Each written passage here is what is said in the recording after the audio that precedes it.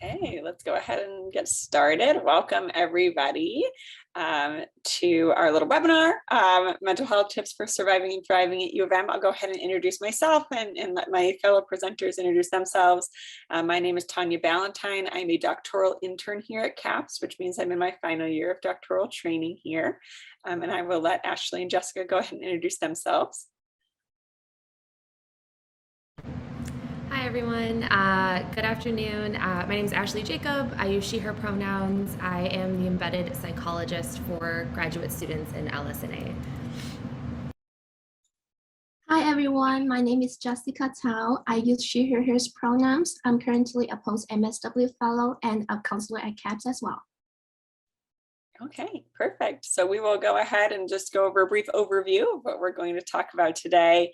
Talk a little bit about transitioning to college, some common stressors that can come along with that, some tips, information about what we do here at CAPS, and some additional mental health resources. Also, just a brief shout out to Stamps School. That artwork was provided by an undergrad at that school. Okay, so just some common transitions that might come up coming here to a very large institution like U of M, trouble sleeping, trouble wondering if, how you belong, where you belong, feeling lost, having some conflict with others like a roommate or maybe friends from high school, those kinds of things, and just feeling generally overwhelmed by work. So here are just some first year transitions that we've thought of. This kind of funny pandemic, but not the way that it was, but not the way that it used to be kind of feeling that many of us are in, that kind of in-person hybrid, living on your own for the first time, if that's something that you are embarking on, missing home or missing things that feel familiar to you, getting used to a new routine, making new friends, getting along with roommates, group projects, notorious group projects, right? And the anxiety that comes with that, and just connecting with people from different backgrounds than you. And some anticipated changes that can come along with this, just the new environment and relationships, the greater personal freedom and what that might feel like and look like for you, along with the added responsibility. So more freedom and more responsibility. The academic piece of that, changing relationships, right? And then of course the continued pandemic state that we're in. And these are the top reasons that first year students come into CAPS. So last year, from 2019 to 2020, first year concerns has been anxiety, depression, emotional management, stress, and adjustment. And this is updated in the past year from 2021 to 2022. And we can see that the first three remains, and academic performance is now ranked at the 4th, and the stress has moved to the 5th. And as for all students, anxiety, depression, emotional management, stress are always the top 4 in the past 2 years. A difference is that in 2020 to 2021, academic performance and attention difficulties were tied for the 5th reason. And in 2019 to 2020, academic performance and attention difficulties and relationship problems and family and adjustments, they all tied at the 5th reason. And I also want to share that last year, a greater number of students reported eating concerns as their reasons for seeking therapy. And it also reflected data collected nationally and where we saw eating and family concerns increase during pandemic versus pre-pandemic. And the next, I'm going to share some common feelings that you may have. Of course, there might be excitement, but mixed with anxiety. You may be thrilled, but somewhat frightened from being away from home. There might be pride, feeling accomplishing attending the university and obtaining a degree. There might also be embarrassment or shame if you were the first generation of college student. You may feel so embarrassed of lacking knowledge as a beginner or because of social economic status concerns. There might also be confusion. You may be overwhelmed by all the college process and the learning about campus and learning about classes, attending orientation, everything. And I also want to note that isolation could also relate to the challenging process in making friends on a large campus. A part of these transitions can be feelings with mixed emotions, and they can come up to you. And other things we want to spend time acknowledging and naming is stress relating to our identities. We'll all be coming together from different backgrounds and different worldviews and different perspectives, different values. And trying to connect with each other and building community can be very challenging. Depending on your sexual orientation, your socioeconomic status, your ability status, gender, religion, race, ethnicity, body type, etc. There's just stress around understanding yourself and others. So you may be navigating the different phases of our identities when you are trying to build your community. You may have like stereotypes related to academic ability or intelligence. There might be some belief about self-image, and you may be the first in your family to go to college. And you're not alone. While you're going through orientation, there will be many different departments on campus that will support you in dealing with your identity-related stress.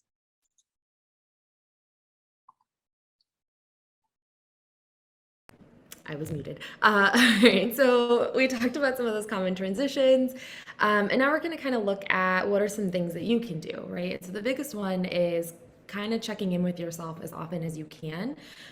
Notice when some of those changes that Tanya was talking about, right?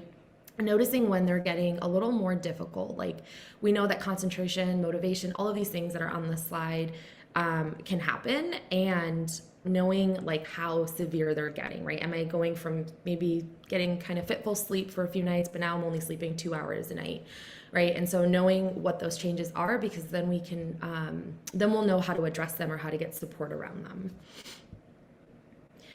So some other tips and tools.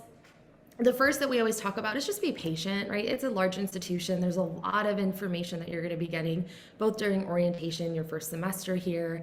So just being patient with yourself, understanding and having some grace around like, it's hard to know what you don't know.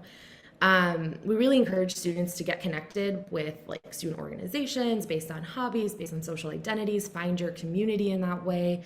And be the first to say hello, which I know is weird. It can be really anxiety provoking for me too, right? But I think sometimes knowing that like we're all sort of in that space where it's hard to find that connection, be the first person to say hello. Talking about your concerns and needs, right? Again, like we're having these conversations about like, these are all common transitions. These are things that a lot of first year students experience. A lot of students in their second, third, fourth year might experience. And so just kind of normalizing that by talking with your peers, talking with each other about like, yeah, this campus is pretty big and I have no idea where I am, right? Which is okay. And then like knowing what departments you're needing, knowing how to utilize the resources that you have. There's so many organizations and departments on campus that are centered around student support, and using office hours, tutoring, like all of this stuff, including CAPS, at your fingertips as much as possible. Some other tips is like knowing when you need to make an adjustment, right? I think a lot of the times we come in and we're like, all right, I'm gonna be, I don't know, I was pre-med, so I'll say that, like, I'm gonna be pre-med and that's what I'm gonna do. And then having flexibility of like, actually, you know what, biology, not my forte, right? And it's okay to change your major, it's okay to change your program, it's okay to adjust your schedule, drop a class if you need to, and being able to make it fit what you're needing. FOMO is a thing, right? Fear of missing out is a thing. And I think this links back to that like freedom piece that Tanya spoke about earlier. And so just knowing how to organize your time so that like if you do have social plans, right? If you do have plans with friends or things are happening, that you're still being able to stay on task with school as well. We talk about how do we alter ideas of success, right? From this idea of like achievement and getting really high grades, from being valedictorian, some of those things, right? And shifting that to I'm working really hard and I'm trying my best, right? I'm putting in a lot of effort and energy because that is good enough. And it's a new ball game. College is much different. Or it can feel different. And so having to sort of shift what I think about success or how I define it to fit this new chapter that I'm in that feels more compassionate and graceful for ourselves. We'll talk about this a lot always, is like work-life balance, right? So how do I take 4 or 5 classes and then also still have time to like take a breath, do self-care, be active in the ways that I'm active, drink water. Okay, that's a big one.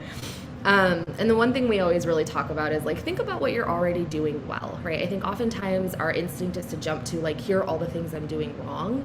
But really reframing that to like, well, what am I actually doing that's working for me, right? Or what have I done in the past that has worked for me that maybe just needs to be tweaked because it's a different environment. And so really kind of reminding yourself that like, you're awesome, you did it, you're here, and you have the skills and the capabilities to do what you need to do. It's just kind of reframing some of those thoughts. So these are some of the types of self-care. These are the domains, around self-care. So I think oftentimes when we think of self-care, we think of like the emotional, the mental, and the physical.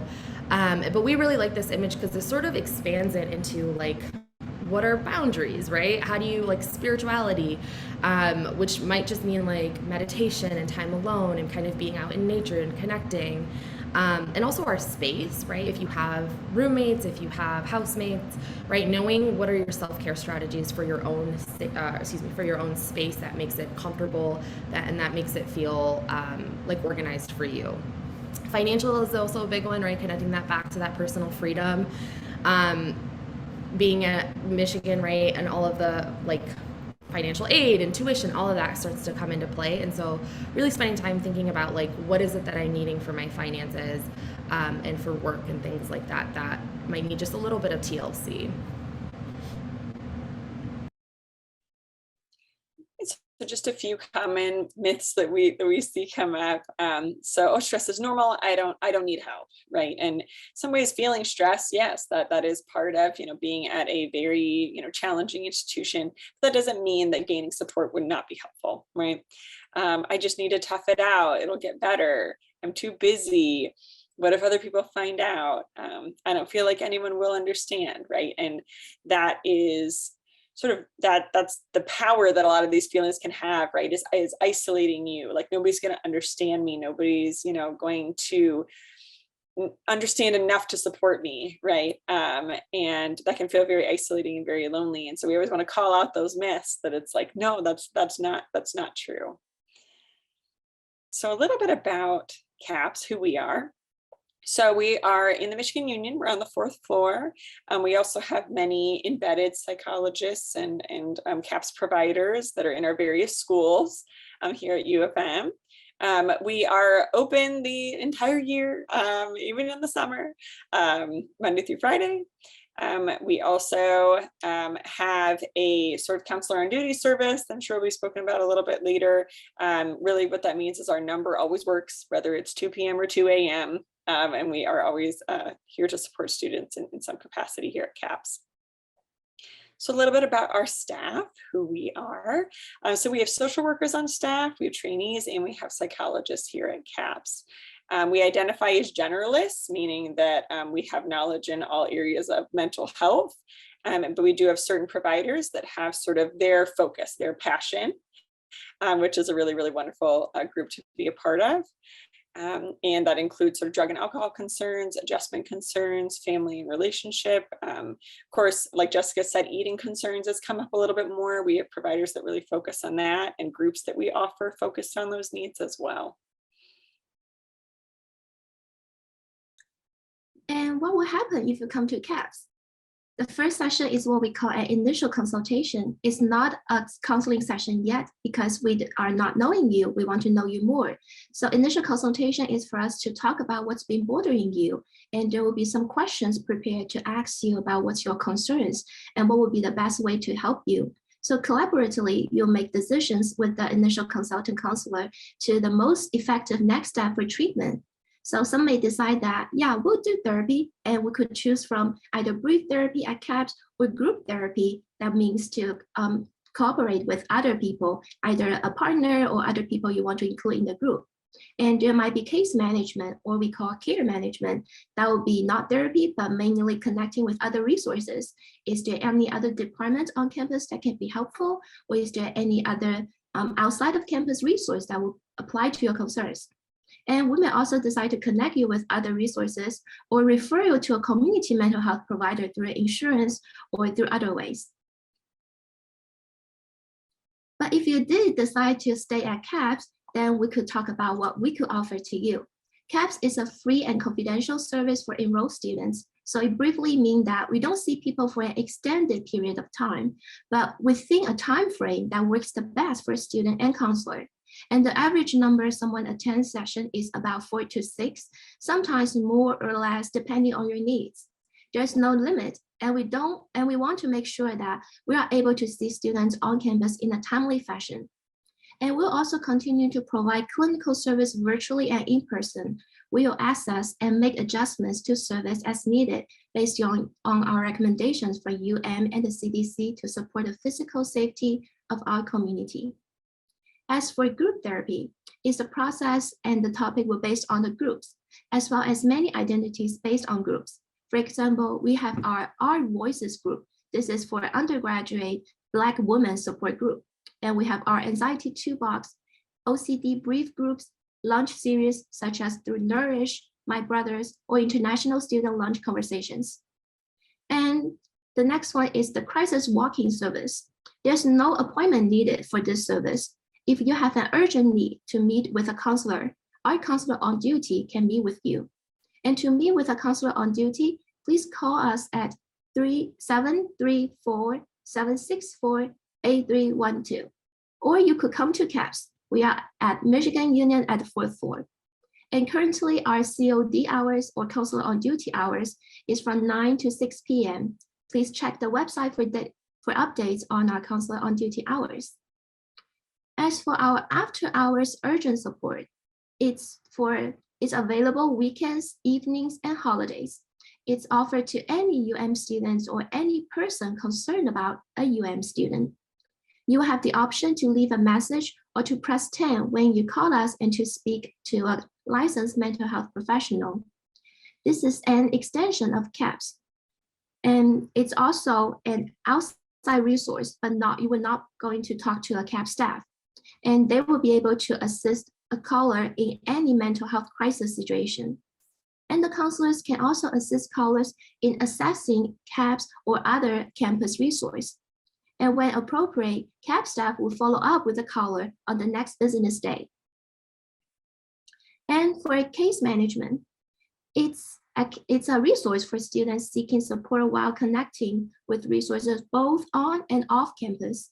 Students often work with CAPS care management when connecting to a therapist for ongoing counseling when it's unclear which service or which resource on campus is affordable. And sometimes we'll also navigate your health insurance, whether they are covered or not covered, and help to make counseling affordable for you. And care managers can also provide support around concerns regarding food security, homelessness, housing security, emergency situation, and navigating multiple relationships or resources on campus. And there are also assessments that we could provide. Like Tanya said, there will be an eating patterns assessment. It's a one-on-one assessment of current and past eating patterns and talking about body image concerns. We also offer ASAP. It's called Assessment of Substance Abuse Patterns. We use to examine patterns of alcohol, marijuana, and other drug use and related concerns within the context of the whole person. And please also know that UHS or University Health Service is also in collaboration with CAPS. We could provide medical service for mental health concerns as well. And other service outside of CAPS is peer counseling program. We led support to students in regarding to their mental health needs. So something to note about their peer counselor is they are not licensed counselors, but they were interviewed, trained, and they attend our monthly check-ins with CAPS counselors. So there are things that you could talk about with your peer counselors, such as loneliness, adjustment or transition, learning about campus resources, managing stress, or making friends. Peer counseling is not a substitute for confidential therapy provided by a licensed mental health CAPS staff member. Like I said, they are not counselors, but what's the best about them is they are students. They have been through many things as you may go through as a student. So they could sit where you were. And if you don't feel comfortable talking to a licensed counselor, you may feel helpful and more relaxing when you talk to a peer.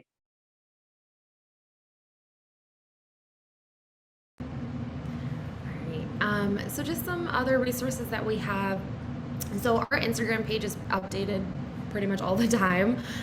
We have a lot of resources on there around some of these topics that are on the screen. But we also really post about our events that are coming up or outreaches that are coming up, such as like speed friending. We did that a couple times to help students kind of build relationships with each other, especially during like the pandemic and navigating sort of this like weird hybrid space, right? So things like that are always posted on our Instagram. Stress Busters is an app that students, faculty, staff, everyone, a lot of different people on campus use. It has really great messaging around like self-grace, self-compassion, and some tips and stuff around like anxiety, that kind of stuff. And then My Talk is another resource that we have. It's on our website. So it has a range of topics, anywhere from like anxiety, depression, eating concerns, right, all the way to like adjustment, conflict with roommates, conflict with peers. And it kind of just frames like, here's what sometimes people experience, and here are some like tips and tools you can try. Our wellness zone is also open. So we have, it's in our central office in the Michigan Union. We also have one in Munger and on North Campus. So it's available for any student, drop-in basis. All you need is your student ID card to get in through the door. And it has really cool things. It's got like massage chairs that are really nice, yoga and meditation tools. It's got like the light therapy boxes because Michigan winters are really rough. And then it's got other resources in terms of just trying to like take a minute, take a break. Silver Cloud is another online resource that we really recommend for students. It's self-guided, it's interactive, it helps manage sort of day-to-day stressors, and so you can kind of click through what works for you, find like, I'm feeling really anxious, here are some of the things that I've been experiencing, and then it sort of tailors some of those like skills and tips and tools for you. We also have Together All, which is an online anonymous peer support tool. So it's kind of like a support space online for students where you can meet with peers, you can talk about different things that might be impacting you, and just kind of get that sort of peer support. All right, so that is what we have for you. If anyone has any questions, feel free to use the Q&A function in the Zoom world.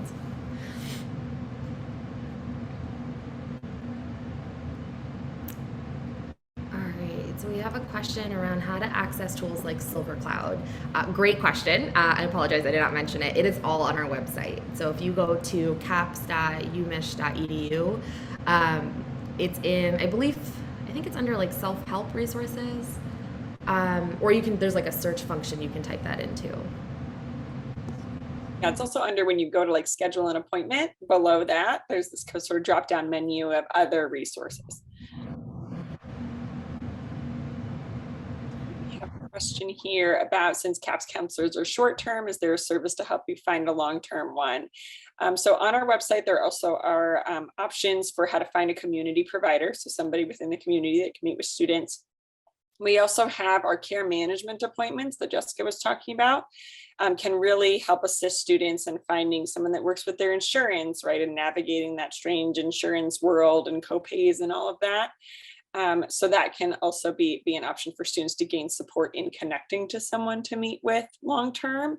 But just as Jessica said, even though typically when we run the numbers, we often see students 4 to 6 times, often spaced out about every other week, because that's what students prefer. So kind of over the course of a semester, we do not have session limits. So sometimes that's something that other institutions do have, but we do not.